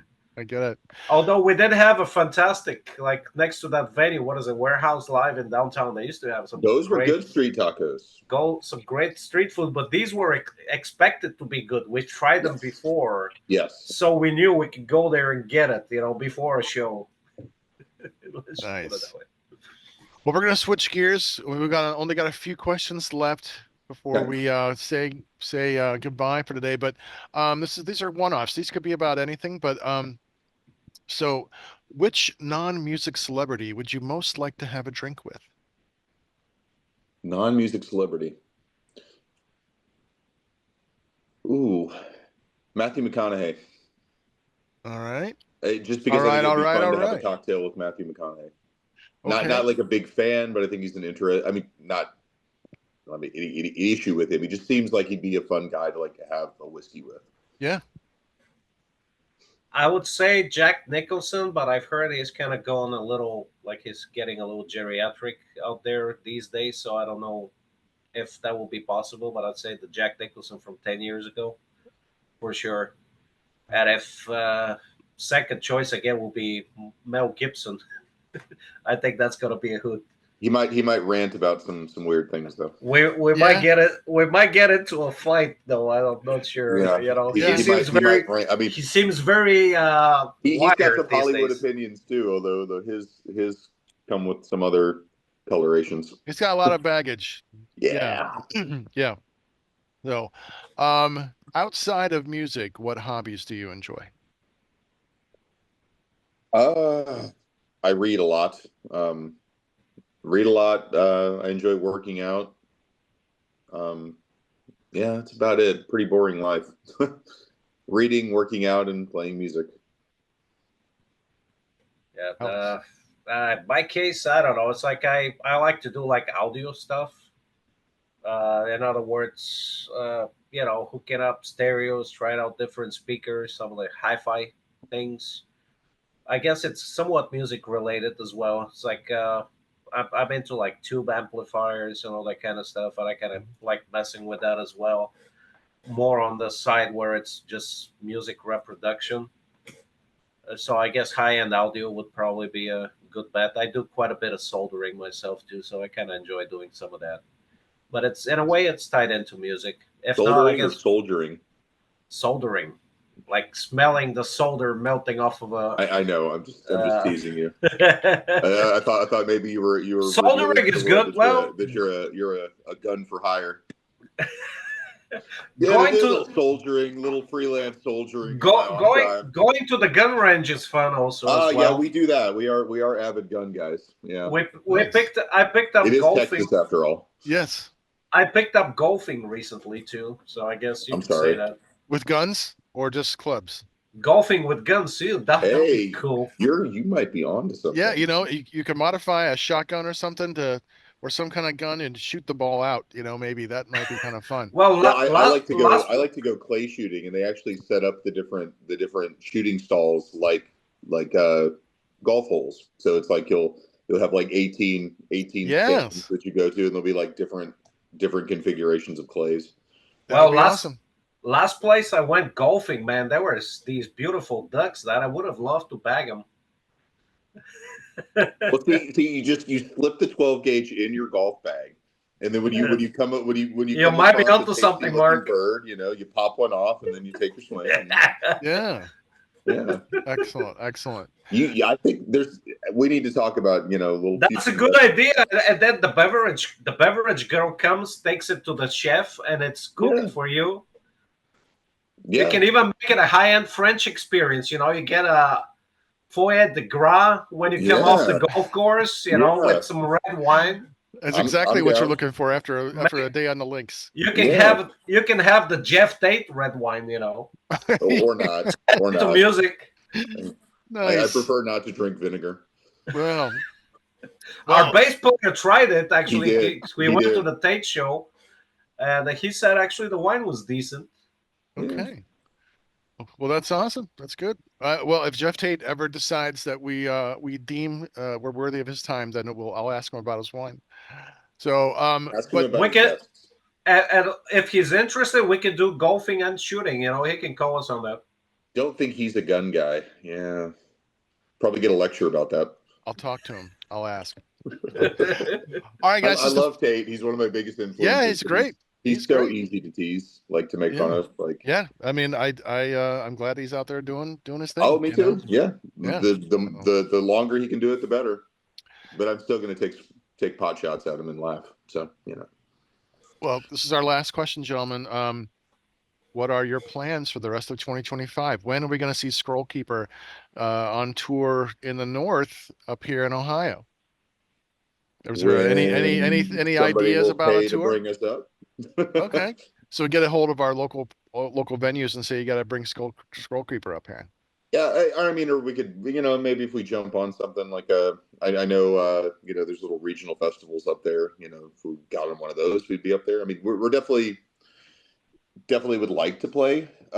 We've never played up in the Northeast or in the Midwest. I'm a Midwestern boy myself, but we've never played up there. We do all over Texas. We do Louisiana. We're definitely looking to get a little further out. Perhaps. Nice. Well, that'd be good. Yes, we'll be sure to keep track and yeah, if you ever do come up here, I'd love to come see you guys. But one last thing before we get out of here, if I could ask you if you wouldn't mind doing a bumper for us, Sure. introduce yourself of Scrollkeeper, and you are watching heavy metal horror, something like that. Would that be cool? Absolutely. All right, I will leave it to you. This is Justin from Scrollkeeper, and you are watching Heavy Metal Horror. This is Alex from Scrollkeeper, and you're watching Heavy Metal Horror. Thank you, gentlemen. Thank you very much.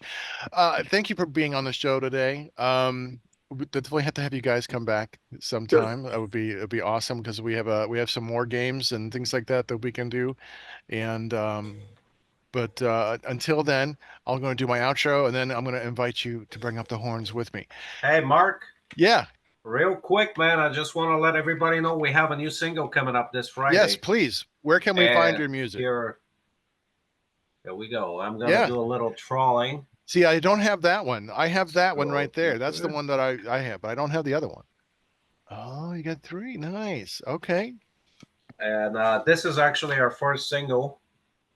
I'm sorry, Okay. not a First EP. First single, first EP. It's got 4 songs, but that's Path to Glory, which eventually got folded into this album. Okay. Which is the first full length. I The see. first full length, and this is the second full length, or some people call it an EP. Like an extended EP. Yeah. And that one is on ZYX record, available anywhere in the world through a German label. And we're doing a new single coming up this Friday, Bandcamp, scrollkeeper.bandcamp.com. And thank you for checking out the show, and back to you, Mark. Yeah, well, that's great. And we can have you guys, you're on social media. We can have them find you on Instagram, right? Facebook, All of those. and Facebook, anything. Instagram. Yeah, excellent. That's great. That's great. You can find Heavy Metal Horror on unsaneradio.com. Listen to full episodes or download to your device. You can find us on Facebook, Heavy Metal Horror Podcast. On Instagram, look for Montag Lewis, one word. Our YouTube page, Heavy Metal Horror Podcast. If you're watching, that's where you're at. Don't forget to hit the like and subscribe button. And if you know someone who'd like our show, tell about us. This has been Montag, Master of Illusion. And you've been watching and listening to. All right, gentlemen, bring up the horns. Heavy Metal Horror. This is Doug Helvering, and you have been listening to Heavy Metal Horror, the best podcast that you've never heard before.